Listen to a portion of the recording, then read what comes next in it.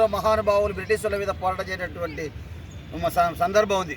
అందుకోసం జార్ఖండ్ ప్రాంతంలో జన్మించినటువంటి గొప్పైన వ్యక్తి బిర్సా ముండా గారు యొక్క కార్యక్రమం నిర్వహిస్తున్నాం. ఇటు కార్యక్రమాన్ని ఉద్దేశించి వైపండితుడు బూరోజు గిరిరాజాచార్యని మాట్లాడవలసిగా సాధారణంగా విజ్ఞప్తి చేస్తున్నాం.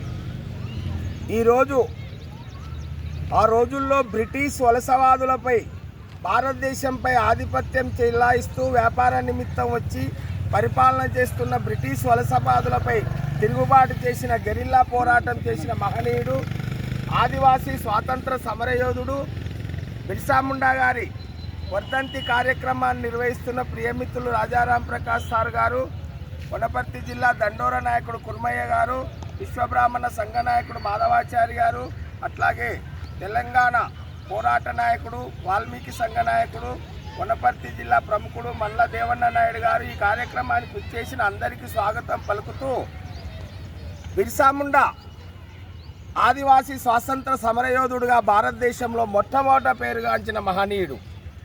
బిర్సా భగవాన్ అని కూడా అంటారు. ఆయన జయంతి నవంబర్ 15. దాన్ని భారతదేశ ప్రభుత్వం జాతీయ గౌరవ దివస్గా కూడా ఆయన జయంతిని నిర్వహించుకుంటుంది. అటువంటి బిర్సా ముండా 25 ఏళ్ల వయసులోనే భారత స్వాతంత్ర పోరాటంలో అసూలు బాసిన మహనీయుడు.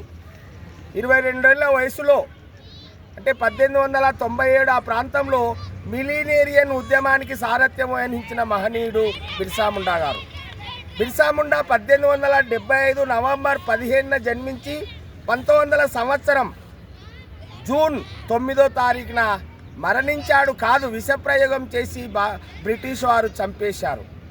అటువంటి బిర్సా ముండా బీహార్ అంటే జార్ఖండ్ ఆ ప్రాంతంలో కుంతి జిల్లా హుల్లిహట్ అనే ప్రాంతంలో సుగుణా ముండా కర్మీహట్ అనే పుణ్య దంపతులకు జన్మించారు.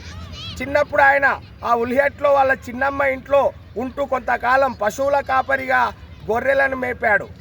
ఆ విధంగా ఆ రోజుల్లో క్రిస్టియన్ స్కూల్లో చదువుతూ పాశ్చాత్య దేశాల చరిత్ర అవగాహన చేసుకొని రాజకీయ పరిజ్ఞానం పెంచుకొని ఈ బ్రిటిష్ వలసవాదులు ఈ భారతదేశాన్ని పరిపాలిస్తున్నారు, గిరిజనులపై పన్నులు వేస్తున్నారు, పన్ను మాఫీ కొరకు కూడా ఉద్యమం చేసి ఈ ముండా జాతి ప్రజలను, ఈయన కూడా ముండా జాతి గిరిజన జాతి, ఆ ముండా జాతి జనులను ఏకం చేసి వాళ్ళపైన తిరుగుబాటు చేసి 2 ఏళ్ళు జైలు శిక్ష కూడా అనుభవించాడు బిర్సా ముండా.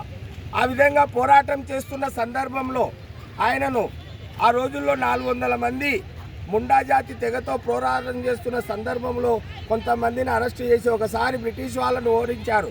తర్వాత మరోసారి పోరాటంలో బ్రిటిష్ వాళ్ళది పైచేయి ఈ ముండా జాతి ప్రజలను నిర్బంధించి జైల్లో పెట్టడం జరిగింది. ఆ సందర్భంగా ఈయనను కూడా ఒక అడవుల్లో బంధించి రాంచీ జైల్లో నిర్బంధించి విషప్రయోగం చేసి చంపుతారు బ్రిటిష్ వలసవాదులు. కనుక అటువంటి మహనీయుడు బిర్సా ముండా గారు, ఆయన చిత్రపటం భారతదేశ పార్లమెంటు హాల్లో ఈనాటికి ఆయన గౌరవార్థం ఉంచారు. బీహార్లో రాంచీ విమానాశ్రయానికి బిర్సా ముండా విమానాశ్రయం అని పేరు పెట్టడం జరిగింది. ఢిల్లీలో కాలేఖాన్ చౌరస్తాకు బిర్సా ముండా చౌక్ అని పేరు మార్చడం కూడా జరిగింది.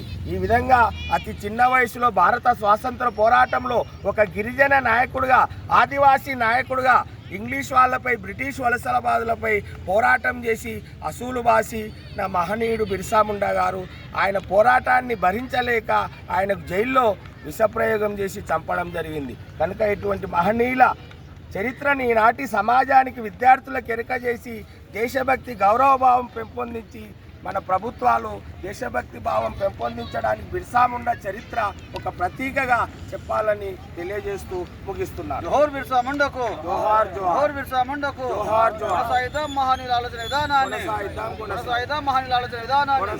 జై భారత్, జై భారత్, జై హింద్, జై జై భీమ్. హింద్.